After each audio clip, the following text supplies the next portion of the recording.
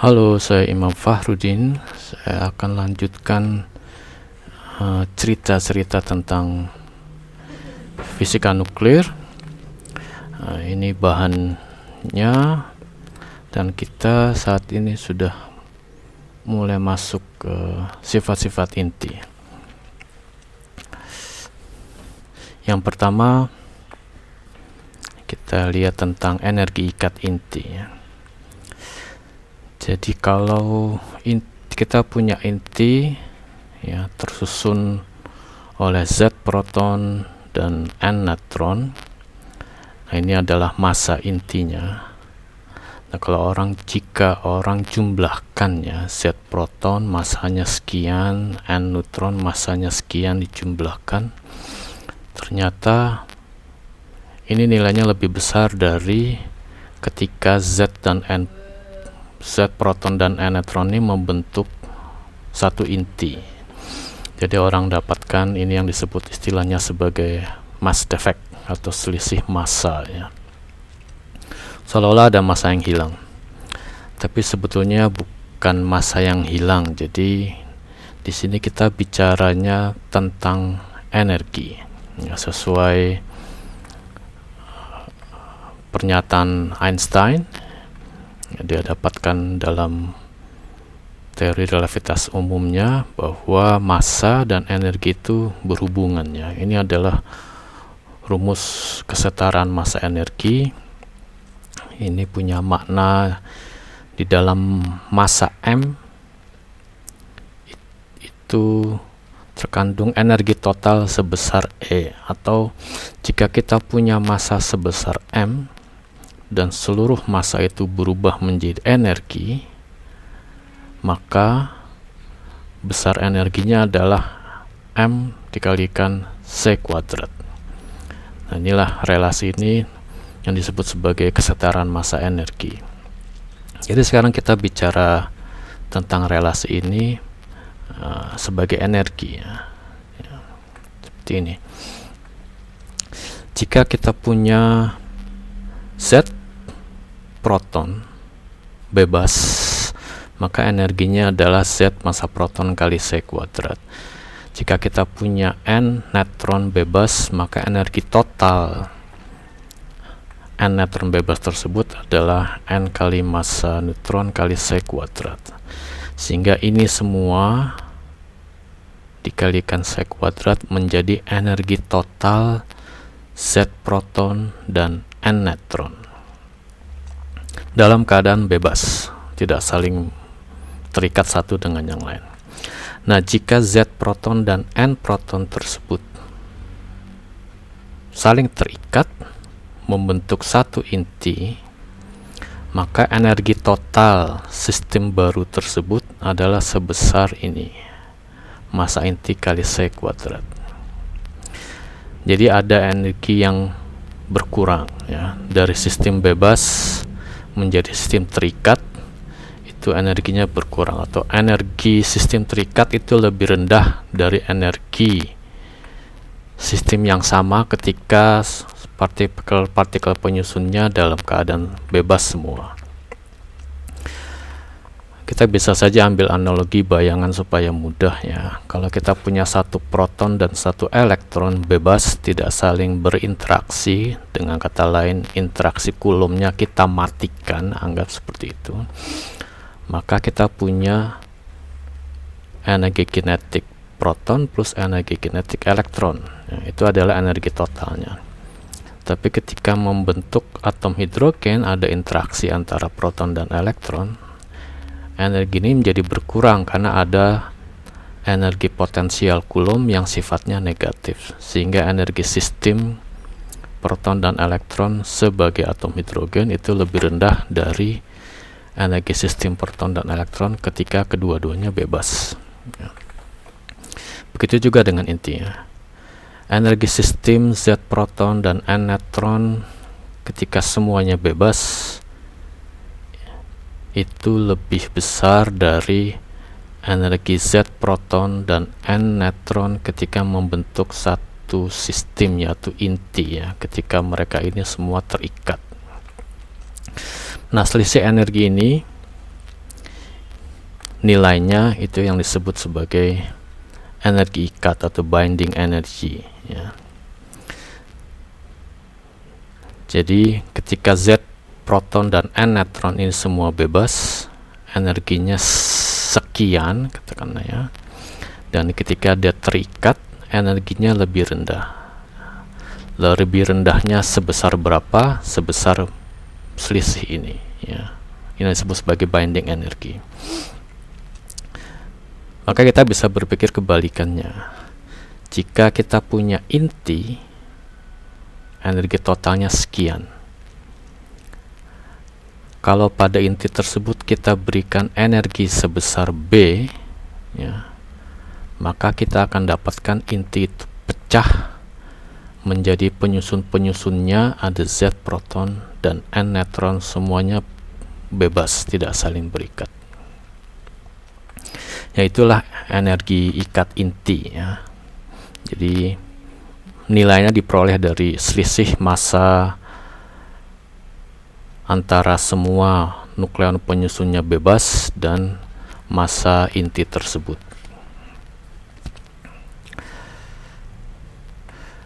Berikutnya ini hanya kebiasaan yang ada di fisika nuklir, yaitu C itu di fisika nuklir dinyatakan sebagai 1 nilainya ya.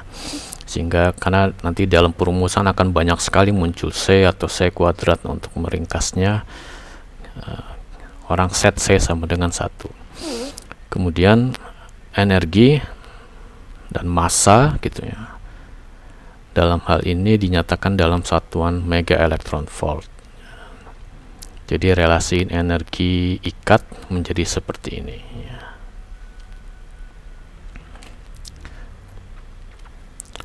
Kemudian di sini digunakan massa inti ya. Bisa juga orang menghitung energi ikat dengan menggunakan massa atom, jadi bukan si intinya ya. Misalkan massa atom helium, yang digunakan bukan massa inti helium tapi massa atom helium. Sehingga harus ditambahkan massa elektron di sini, dan massa elektronnya digabungkan dengan massa proton, dan ini diganti dengan massa atom hidrogen ya. Sesungguhnya dari sini ke sini juga ada sesuatu yang diabaikan, yaitu energi ikat atom hidrogen. Tapi karena energi ikat atom hidrogen itu kecil, ordernya elektron volt, maka orang bisa anggap oke lah, ini diganti saja dengan massa atom hidrogen ya. Karena kalau kita bicara, jika kita bicara proses inti, maka kita bicara energi pada order 1 juta kali lebih besar dari energi yang ada pada proses-proses atomik. Itu tentang energi ikat inti ya. Jadi kalau kita punya inti, kita kasih energi sebesar energi ikatnya, maka inti tersebut akan pecah. Semua nukleon-nukleonnya bebas, tidak saling terikat. Berikutnya kita lihat fraksi ikat inti. Fraksi ikat ini definisinya sederhana, yaitu energi ikat inti dibagi jumlah nukleon penyusun inti tersebut ya. Atau energi ikat rata-rata per nukleon. Ini ada ilustrasi untuk inti-inti stabil. Orang sudah ukur fraksi ikatnya dan orang buat plot seperti ini. Ini fraksi ikat. Ini adalah orang variasikan inti dari yang ringan sampai yang berat ya. Jadi ini variasi nomor massa. Nah, apa yang orang lihat di sini yaitu ini bentuknya hanya ilustrasi ya. Kita lihat di daerah tertentu, anggaplah dari mulai nomor massa sekitar 30 sampai 150, ini orang lihat ini cenderung konstan ya, di sekitar 8,5 mega elektron volt. Jadi orang dapatkan di sini kurang lebih konstan. Kemudian inti yang lebih ringan itu drastis ini berbeda ya, tidak lagi konstan, tapi ini kecil jika nomor masanya kecil. Di sini juga terjadi perubahan. Jika nomor massa lebih besar, maka ini juga secara signifikan menurun. Hanya di daerah ini orang dapatkan nilai fraksi ikat kurang lebih tidak berubah, tidak terlalu banyak berubah terhadap A, relatif konstan sekitar 8,5 MeV. Nah, apa maknanya itu? Ya. Atau penjelasannya seperti apa? Apa yang bisa kita simpulkan dari situ? Kita lihat daerah yang konstan ini dulu ya. Nah, ini maknanya ada nilai saturasi fraksi ikat gitu ya.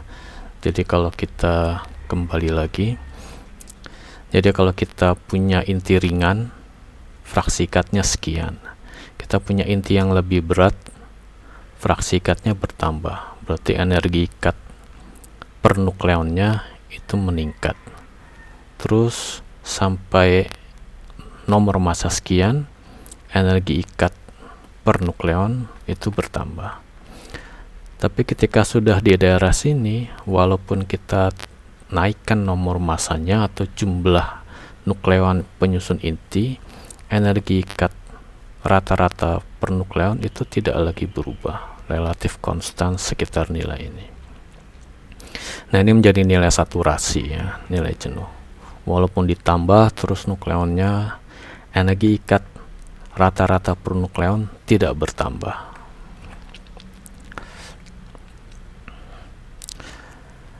Nah, sifat ini ya, itu orang lihat ini mirip dengan benda-benda bulk ya, seperti setetes cairan, sekeping metal, sepotong kayu, itu selalu seperti itu. Jadi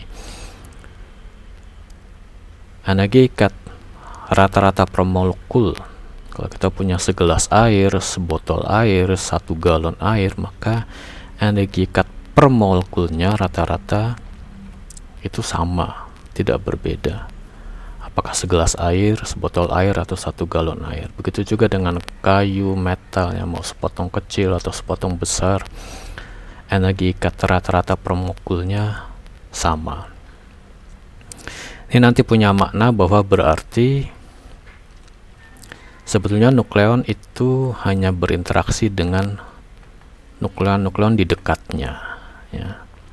Jadi walaupun ditambah nukleon baru, tapi karena letaknya jauh, karena intinya sudah semakin besar, maka penambahan nukleon baru itu tidak dirasakan oleh nukleon yang satu ya. Karena dia hanya berinteraksi dengan nukleon-nukleon di sekitarnya. Dengan begitu, walaupun A-nya bertambah, jumlah nukleon ditambah, tapi nukleon baru itu tidak dirasakan oleh nukleon yang lain. Ini nanti mengindikasikan bahwa gaya interaksi antar nukleon itu bersifat berjangkauan berhingga ya, bahkan pendek, short range. Kemudian kita lihat daerah yang di ujung kanan sini. Ini makin besar, fraksi ikat menurun, berarti energi ikat tiap nukleon berkurang. Ini penjelasannya mudah, yaitu orang bisa pahami bahwa jika jumlah nukleon makin banyak, berarti jumlah proton juga makin banyak.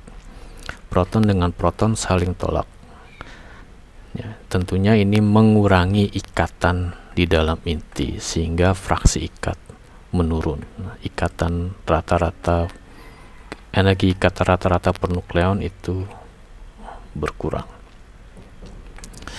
Nah, di daerah yang sebelah kiri ya, ketika nukleon sedikit, tiap nukleon merasakan energi ikat sebesar F yang nilainya kecil. Jika jumlah nukleonnya lebih banyak, maka energi ikat makin besar, terus meningkat sampai suatu saat ini konstan. Ini orang pahami seperti ini. Jadi ini disebut sebagai efek permukaan ya. Jadi kalau nukleonnya sedikit, maka semua nukleon itu dianggap nanti berada di permukaan inti. Sementara jika nukleonnya banyak, maka ada yang di dalam inti, ada yang di permukaan. Nah, ini nanti akan menentukan energi ikat tiap inti. Ya, kita lihat lebih jelasnya itu di sini. Efek permukaannya. Jadi anggaplah inti berupa bola dan ada permukaannya. Ini adalah nukleon yang berada di dalam inti. Ini nukleon yang berada di permukaan inti. Ya. Nah, nukleon yang berada di dalam inti ini merasakan ikatan yang kuat ya. Dia berinteraksi dengan nukleon di kanan, di kiri, di depan, di belakang, di atas, di sekitarnya dekat. Sementara nukleon yang di permukaan inti ini tidak merasakan interaksi dari nukleon di sebelah sini, karena di sini nggak ada nukleon.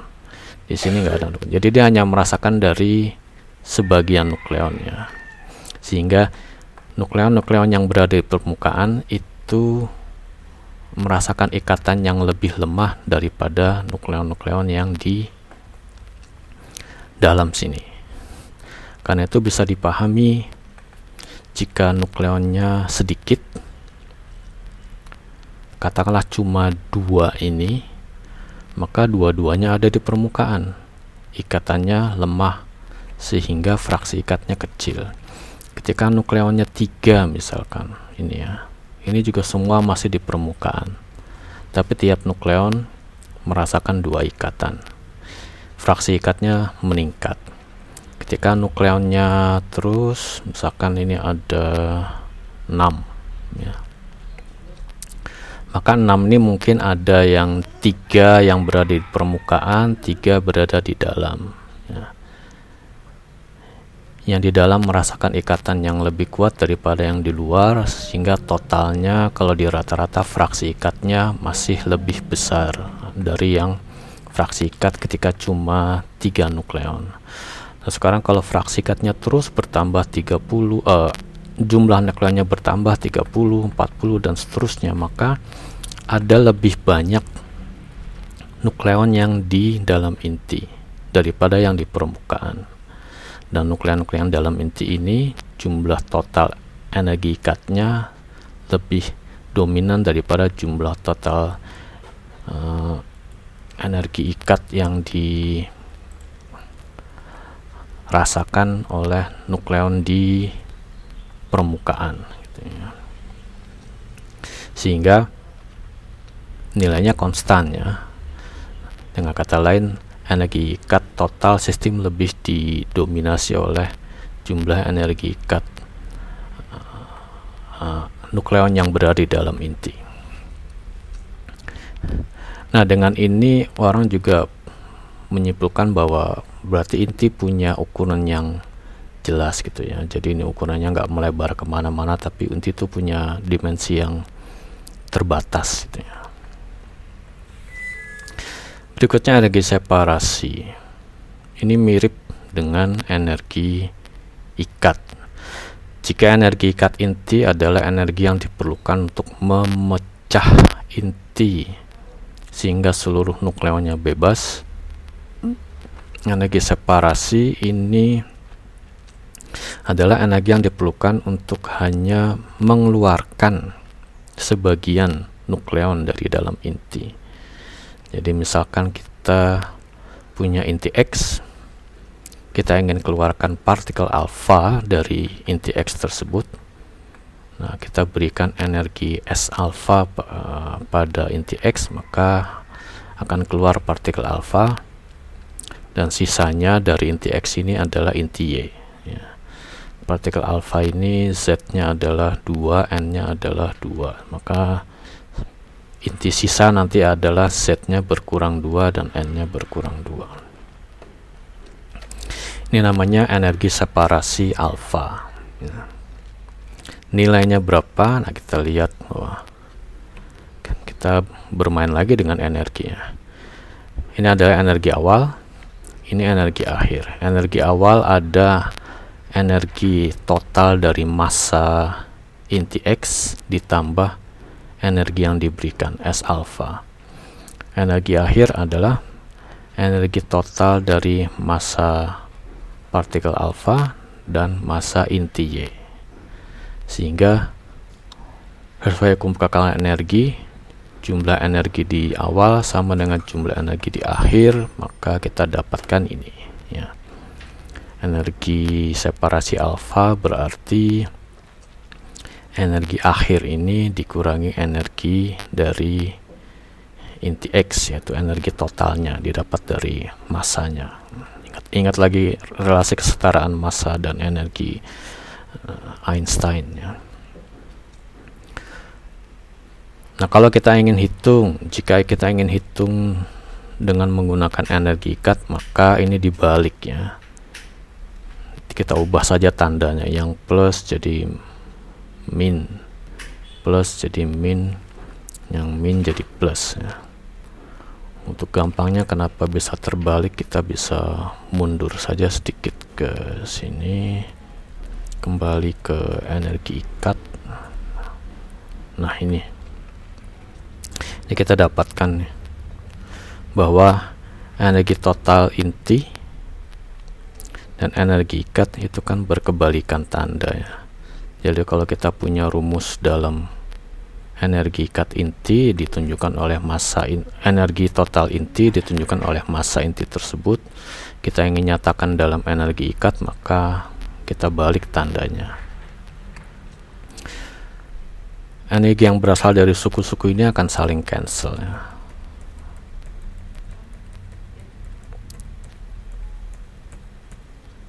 Ya, ini dia. Oke. Nah, energi separasi alfa misalkan di sini itu nilainya tidak selalu positifnya. Kalau positif artinya untuk mengeluarkan alfa dari inti X kita perlu berikan energi pada X sehingga keluar alfa.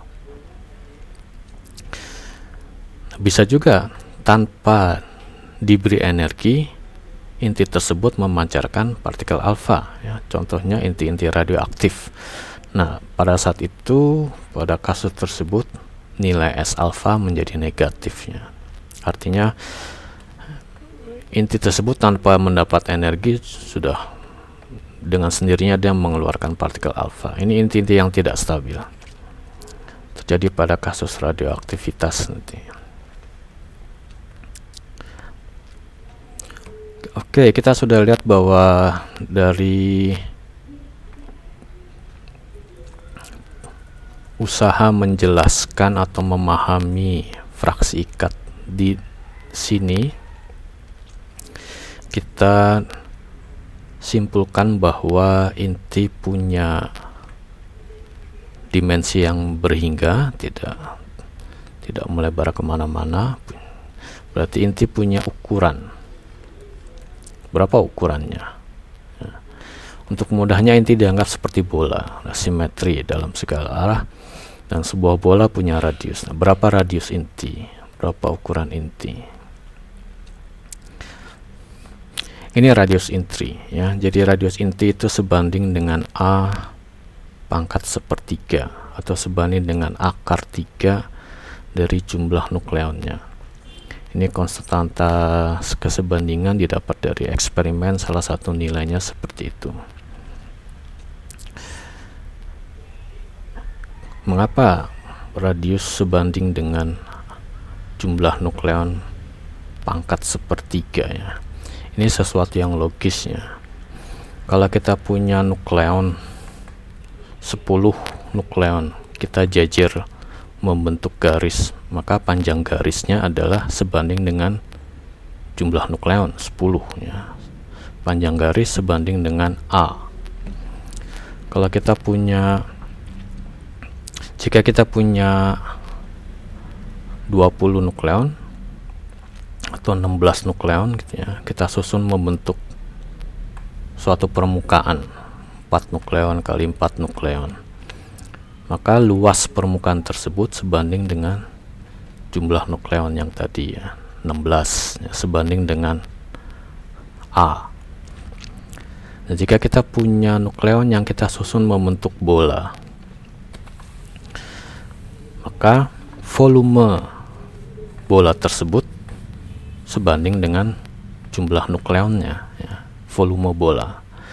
Nah, sekarang volume bola kan sebanding dengan radiusnya pangkat 3. Berarti radius pangkat 3 sebanding dengan A jumlah nukleon. Berarti radius sebanding dengan A pangkat sepertiga. Nah, seperti itu mudahnya ya.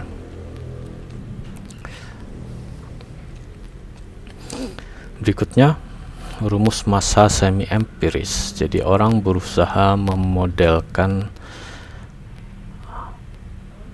suatu formula untuk menghitung massa inti ya.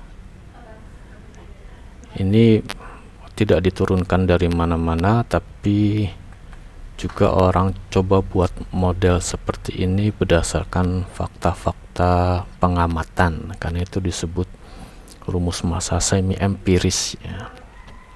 Jadi fakta-fakta pengamatan orang coba membuat penjelasan yang logis dan menyusun di sini massa inti bergantung pada faktor ini, faktor ini, faktor ini, faktor ini, dan nanti faktor-faktor yang kita akan lihat penjelasannya kemudian setelah ini. Di sini ada beberapa parameter, itu didapat dengan cara fitting, dicocokkan dengan data, atau bisa juga diturunkan dari model-model inti ya. Salah satu contohnya ini. Nah, jika kita masukkan massa inti ini ke dalam rumus energi ikat, maka kita akan dapatkan energi ikat juga dinyatakan dalam faktor-faktor yang sama ya. Tentunya dengan berbalik tandanya. Sekarang kita akan lihat penjelasan dari tiap-tiap suku ini.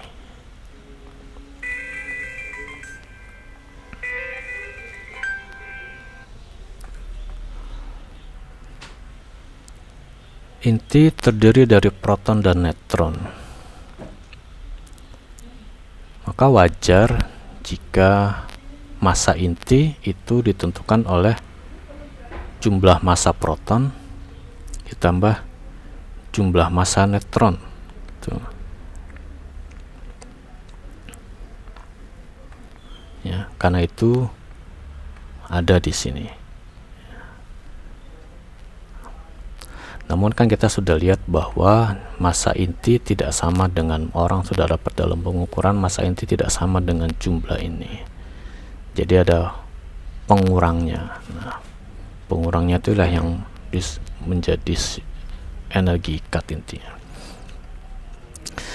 Nah, kita lihat makna dari suku-suku berikutnya ini, tapi lebih mudah jika membahasnya adalah bagaimana suku-suku ini ada di dalam energi ikat, bukan di massa ya. Jadi kita akan membahas energi ikat sekarang.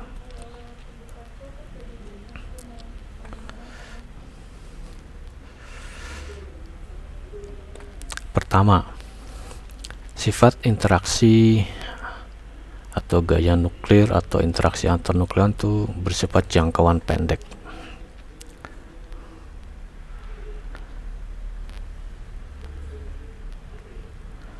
Karena dia berjangkauan pendek, maka nukleon hanya berinteraksi dengan nukleon di dekatnya.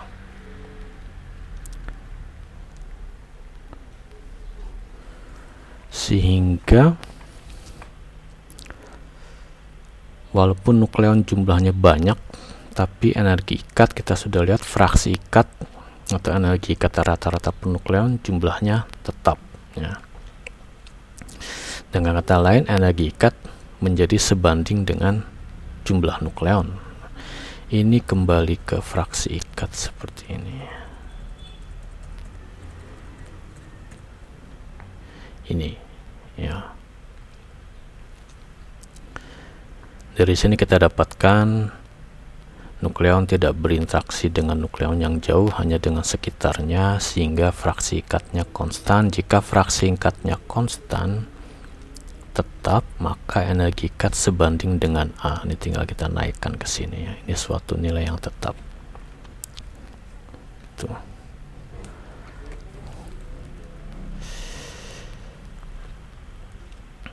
Jadi wajar jika ada faktor ini dalam energi ikat, yaitu energi ikat sebanding dengan jumlah nukleon.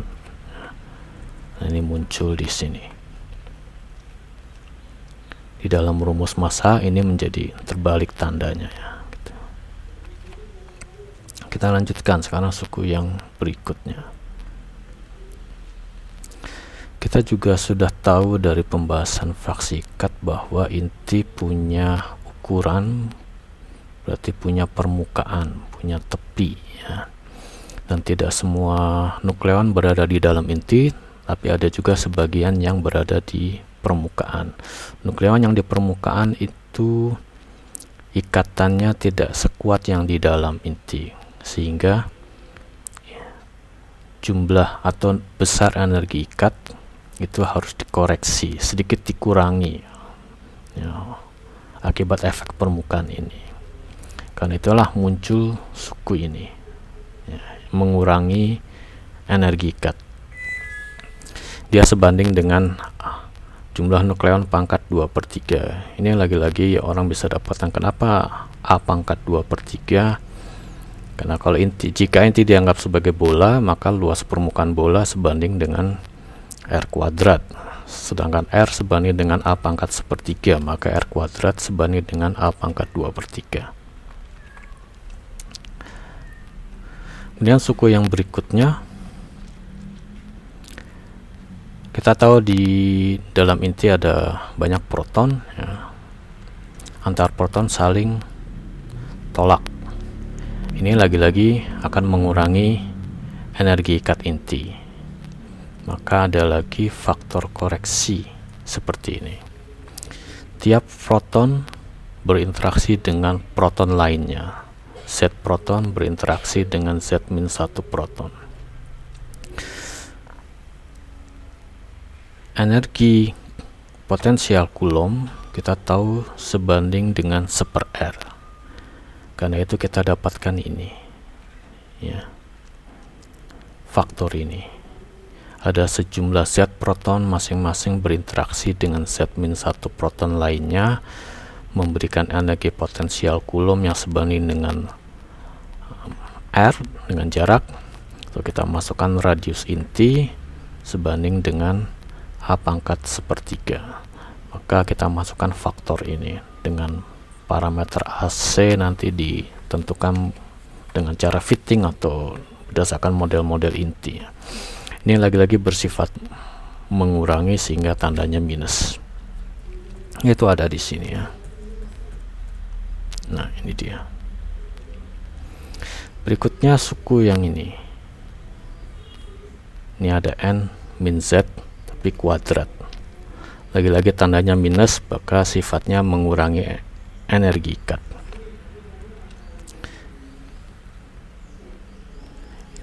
Ini dari mana asalnya atau penjelasannya seperti apa? Jadi kita sudah kenal larangan Pauli ya, bahwa dua fermion atau lebih itu tidak boleh memiliki keadaan kuantum yang sama. Nah, kita punya dua nukleon, ada dua jenis, proton dan neutron. Nah, proton dengan proton ini identik, nukleon fermion yang sama. Neutron dengan neutron juga identik, dia fermion yang sama.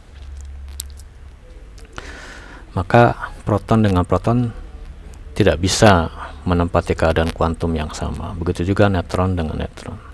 Tapi sebaliknya, proton dengan neutron ini bukan fermion identik, walaupun kedua-duanya sama-sama nukleon, tapi tetap ada bedanya, sehingga proton dan neutron dapat menempati keadaan kuantum yang sama.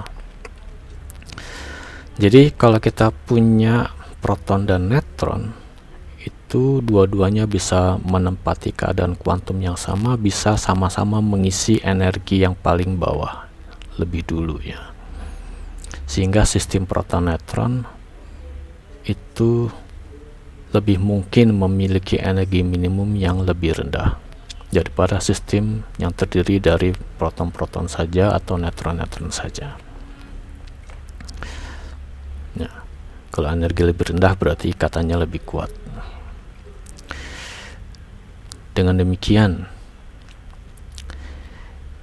jika kita punya inti yang jumlah protonnya sama dengan jumlah neutron, maka lebih dimungkinkan sistem itu mengisi energi tingkat-tingkat energi yang paling bawahnya. Proton dan neutron duduk di keadaan kuantum yang sama, kemudian proton dan neutron berikutnya baru duduk di keadaan kuantum yang di atasnya, seterusnya sampai level yang tertinggi, dibandingkan dengan inti yang jumlah proton dan neutronnya tuh berbeda, tidak seimbang. Karena nanti ada proton yang atau neutron yang harus mengisi keadaan kuantum yang lebih tinggi, sehingga total energi sistem itu menjadi lebih tinggi daripada total energi sistem yang jumlah proton dan neutronnya sama. Karena itu orang masukkan faktor koreksi seperti ini, mengurangi energi ikat. Jadi kita bisa lihat nih, jika neutron dan proton jumlahnya sama, maka ini 0. Berarti energi ikat tidak dikurangi. Ya. Tidak dikurangi. Ya. Sementara jika jumlah proton dan neutron tidak sama, maka energi sistem lebih tinggi, yang berarti ikatannya harus dikurangi. Energi ikatnya harus dikurangi oleh suatu faktor. Ya. Itu penjelasan tentang faktor yang ini. Jadi hanya muncul ketika nilainya, ketika jumlah proton dan neutron tidak sama.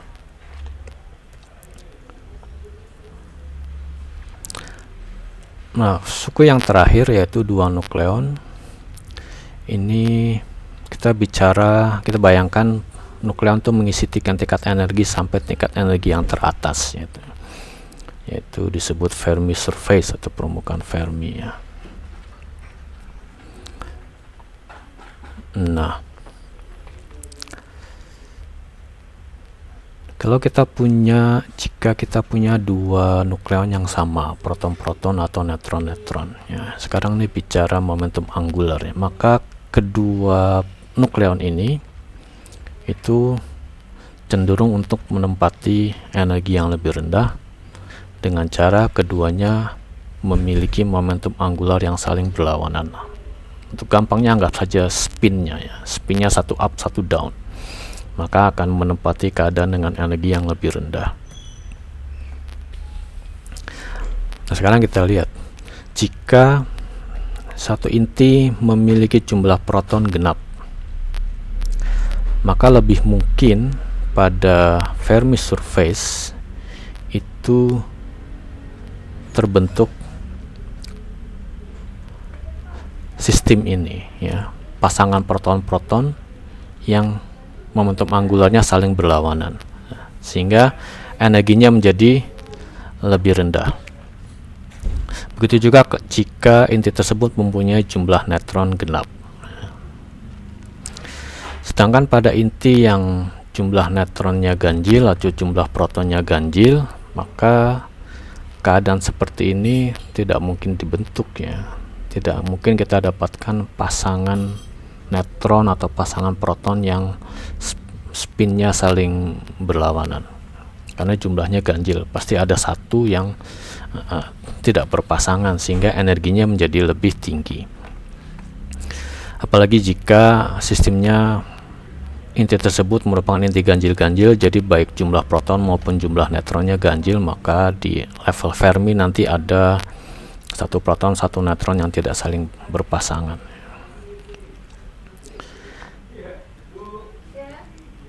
Jadi kalau kita ambil satu isobar,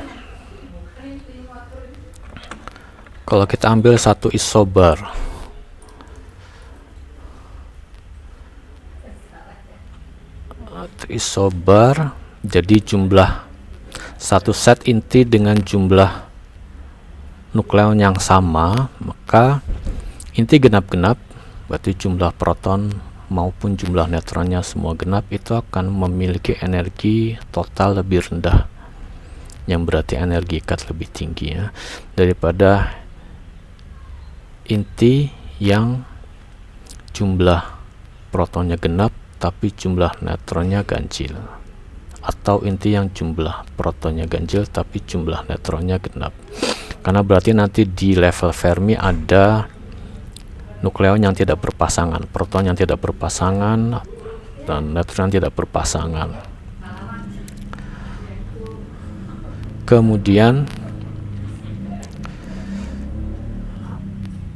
apalagi inti-inti yang ganjil-ganjil.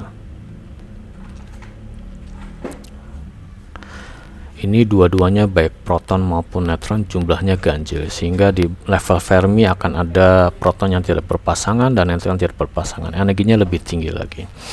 Karena itu energi ikat harus dikoreksi, orang tambahkan faktor seperti ini ya. Ini bisa plus ataupun minus. Jika inti tersebut genap ganjil atau ganjil genap, maka faktor ini 0. Kemudian jika inti tersebut genap-genap, yang berarti pada level Fermi dimungkinkan terjadi pasangan proton-proton dan neutron-neutron, sehingga sistem energi total menjadi lebih rendah, ikatan menjadi lebih kuat, maka koreksi ini bernilai negatif ya.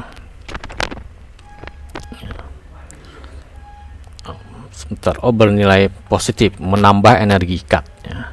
Sementara untuk inti ganjil-ganjil, maka pada level Fermi tidak terdapat pasangan proton-proton dan atau neutron-neutron, maka energinya lebih tinggi sehingga ikatannya berkurang, maka koreksinya adalah negatif ya, mengurangi energi ikat. Seperti itu penjelasan dari suku-suku pada rumus massa empiris ya, atau pada suku-suku pada energi ikat gini ya. Jadi yang bersifat mengurangi itu ini faktor permukaan ini dari, jadi ini tidak semua inti, tidak semua nukleon ada di permukaan, ada di dalam inti, sehingga yang di permukaan ikatannya lebih lemah, maka mengurangi nilai awal yang dihitung di sini. Kemudian proton juga saling tolak, karena itu ikatan juga akan berkurang energi sesuai jumlah proton. Ini mengurangi nilai awal yang diberikan di sini. Ini bicara tentang terkait dengan larangan Pauli ya. Jika jumlah proton dan neutron sama, maka nilainya 0, tidak ada koreksi. Itu artinya sistem bisa menempati keadaan energi yang lebih rendah ya. Jadi tidak perlu mengoreksi nilai awal ini, tapi jika jumlah proton dan neutron tidak sama, sistem tidak menempati keadaan energi yang lebih rendah tapi sedikit lebih tinggi, karena itu nilai energi ikat yang diberikan di awal mesti dikurangi. Ini faktor koreksi akibat apakah jumlah proton genap atau jumlah neutron ganjil ya. Jika jumlah proton genap, maka di permukaan pada level Fermi itu dimungkinkan terjadi keadaan yang energinya lebih rendah, yaitu terjadi pasangan proton-proton dengan momentum angular atau spin yang saling berlawanan. Jika sistemnya adalah inti kita bersifat ganjil genap atau genap ganjil, ini di set sama dengan 0, tidak perlu mengoreksi nilai awal ini.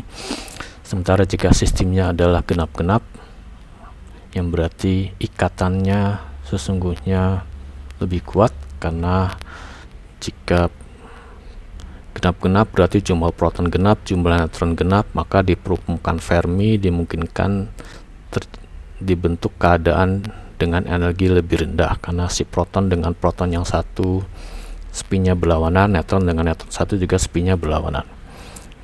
Maka koreksi ini nanti akan bernilai positifnya. Sebaliknya jika inti bersifat ganjil-ganjil, maka koreksi ini nilainya bersifat negatif, ya, mengurangi energi cut yang di awal ini.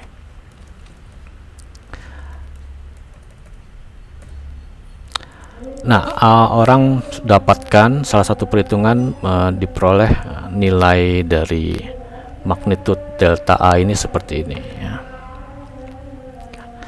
Demikian sampai sini dulu bicara-bicara kita tentang fisika nuklir. Terima kasih.